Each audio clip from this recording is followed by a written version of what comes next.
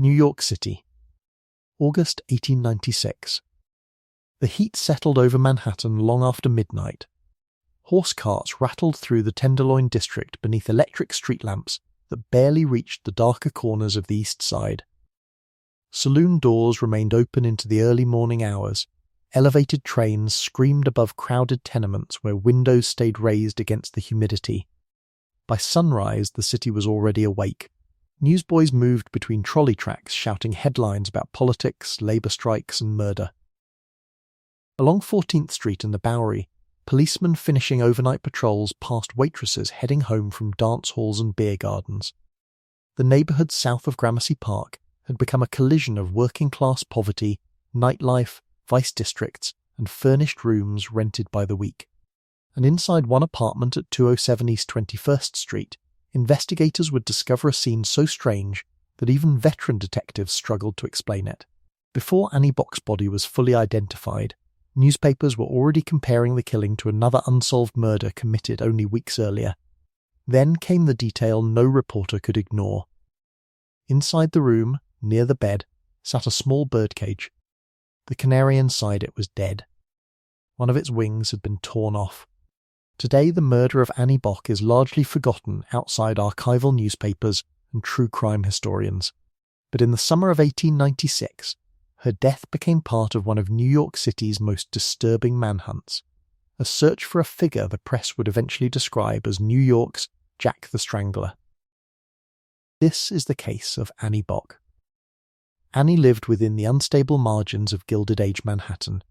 Contemporary reporting described her as a waitress who frequented nightlife districts around 14th Street and Coney Island. By the time of her death, newspapers repeatedly referred to her as physically weakened and increasingly dependent upon irregular companionships and temporary arrangements for survival. Women in Annie's position occupied a precarious place in late 19th century New York. Employment was inconsistent. Boarding houses changed frequently. Respectability could disappear quickly through rumour alone. Most working women earned only a few dollars weekly. Waitresses, dancers, laundresses, and shop girls often supplemented income through informal relationships with men who provided gifts, meals, rent assistance, or entertainment money. Police and newspapers blurred those distinctions constantly, especially after violent crimes. Annie moved through that world quietly. But by August of 1896, someone had begun targeting women very much like her.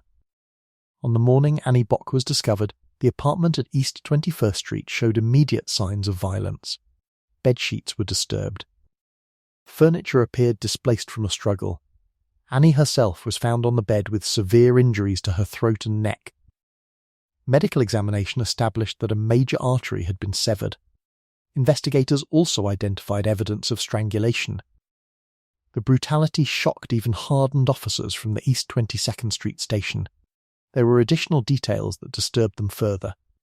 Diamond earrings had been torn violently from Annie's ears during the struggle. Marks throughout the room suggested resistance rather than a sudden attack.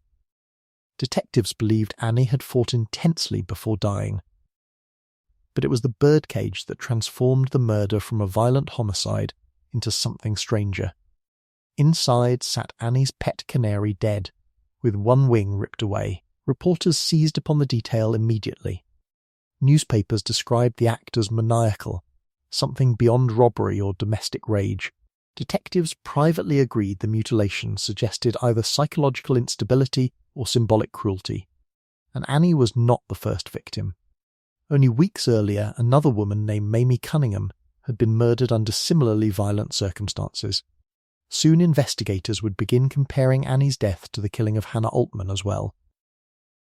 3 women. Similar environments. Late-night encounters, violence directed at the throat. By the afternoon edition, some newspapers were already using language borrowed from London's Whitechapel murders less than a decade earlier.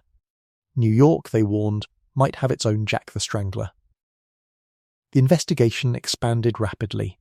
Police abandoned early assumptions of a domestic killing almost immediately after establishing that Annie's husband, Jacob Bock, had been away in Rockaway Beach during the murder.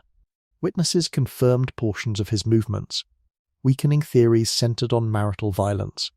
Attention shifted instead toward an unidentified man reportedly seen entering Annie's building during the night.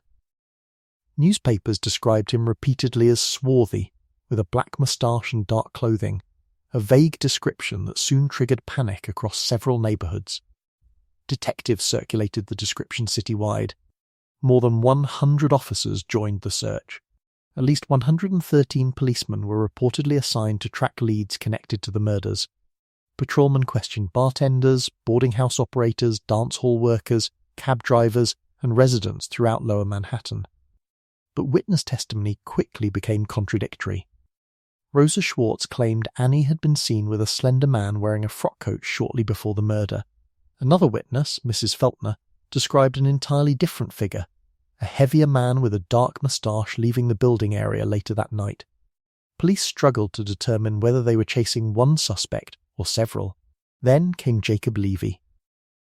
Known on the streets by the nickname Nigger Jake, Levy inserted himself into the investigation by bragging publicly about knowing Annie. Witnesses later claimed he exaggerated his involvement simply to appear dangerous among neighborhood acquaintances. The strategy nearly destroyed him. Once police learned Levy had spoken about Annie shortly before newspapers released certain details publicly, detectives began treating him seriously as a suspect. He was arrested and interrogated extensively. For a brief period, newspapers openly speculated that Levy might be New York's Strangler. But investigators encountered problems quickly. Parts of Levy's story appeared fabricated. Witnesses placed him elsewhere during portions of the evening. Officers increasingly suspected he had inflated his connection to the victim for notoriety, rather than because he committed the murder. Still, public suspicion remained intense, and Levy was not the only troubling figure connected to Annie's past. Investigators also examined Jacob Frankenstein, a former lover with a documented history of violence toward Annie. Months earlier, Frankenstein had reportedly attacked her with a carving knife during a confrontation severe enough to send him to an asylum. What terrified detectives was the timing. Frankenstein had recently been released. Suddenly, the investigation contained everything newspapers needed for sustained public obsession: an unstable ex-lover, conflicting witnesses, multiple murdered women, and rumors of a serial killer moving through Manhattan at night. The city followed every development closely. Unlike many famous 19th century murder cases, Annie Bock's killing never produced the kind of definitive courtroom resolution authorities desperately wanted. Police arrested suspects. Interrogations continued. Witnesses changed portions of their stories repeatedly. But the evidence remained fragmented. The prosecution theories evolved constantly because investigators could not firmly place a single suspect inside the room at the exact moment of the murder. Much of the case depended upon circumstantial observations, disputed timelines, and inconsistent witness identification. Jacob Levy faced enormous public scrutiny despite weak physical evidence tying him directly to the crime scene. Newspapers often portrayed him less through documented evidence than through appearance, ethnicity, reputation, and street rumour. That distinction mattered. Late 19th century investigations frequently blurred the line between criminal evidence and public prejudice. A suspect's mannerisms, clothing, or neighbourhood associations often shaped police focus as strongly as verified facts.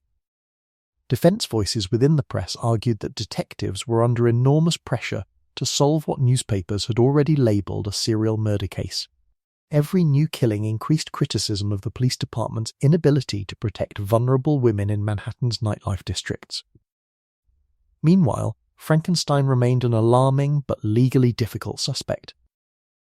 His prior violence toward Annie established motive and instability, but investigators struggled to build direct evidence connecting him to the murder itself. Reports concerning his movements before and after the crime remained incomplete. As weeks passed, authorities gradually lost confidence in securing a conviction against any single individual. The Jack the Strangler theory itself began creating complications. Detectives were no longer investigating one isolated homicide. They were attempting to prove connections between separate murders committed under different circumstances with different witness accounts across multiple neighbourhoods.